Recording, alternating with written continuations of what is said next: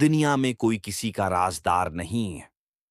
ایک بادشاہ ہر وقت اپنے سر کو ڈھانپ کے رکھتا، اسے کبھی کسی نے سر نہیں دیکھا تھا۔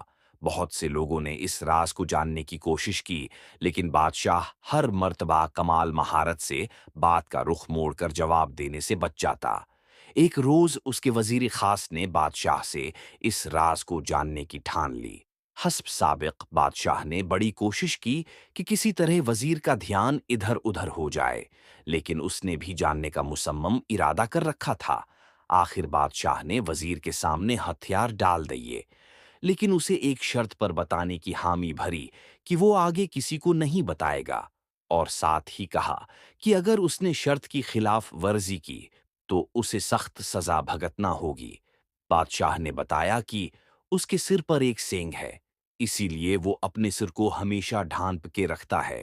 اس بات کو کچھ دن ہی ہوئے تھے کہ پورے شہر میں یہ خبر پھیل گئی کہ بادشاہ کے سر پر سینگ ہے۔ بادشاہ کو بڑا غصہ آیا۔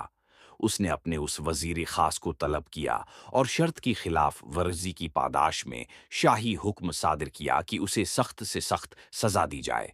وزیر بہت سمجھدار تھا، وہ جھٹ سے بولا، بادشاہ سلامت، جب آپ بادشاہ ہو کر خود اپنے ہی راز کو نہیں چھپا سکے تو پھر آپ مجھ سے یا کسی اور سے کیسے یہ امید کر سکتے ہیں کہ وہ آپ کے راز کو چھپا کر رکھے؟ لہذا جتنی سزا کا حقدار میں ہوں اتنی آپ کو بھی ملنی چاہیے۔ میرے عزیز دوستو، زبان سے نکلے ہوئے الفاظ اور کمان سے نکلا ہوا تیر جب نکلتے ہیں تو دو کام ہوتے ہیں۔ پہلا یہ کہ وہ پھر کبھی لوٹ کر واپس نہیں آ سکتے، چاہے لاکھ پچھتاوے کے ہاتھ ملو، اور دوسرا یہ کہ وہ پھر جہاں جہاں سے گزرتے ہیں اپنی شدت اور قوت کے مطابق زخم لگاتے جاتے ہیں، جس کا دوش ہم اپنے علاوہ کسی اور کو نہیں دے سکتے۔